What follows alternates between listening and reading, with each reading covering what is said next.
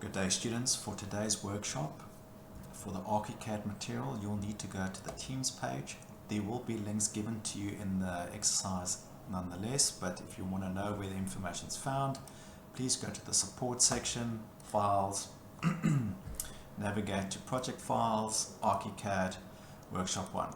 Here are the two files that you need, so just select both and you can download. Just remember this will download as a zip folder.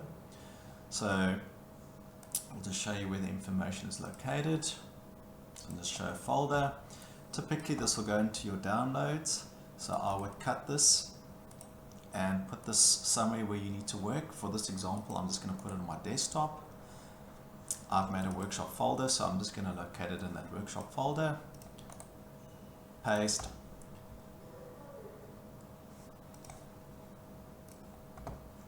So paste, and then you just need to extract the files to this location. Okay, so once you've extracted the files, you'll have a Archicad exercise drawing that you're going to open and start with, and you'll have a PDF of what you need to achieve. Okay, so you'll see once you open up the Archicad file, you'll need to replicate this information that is indicated on the PDF. Okay.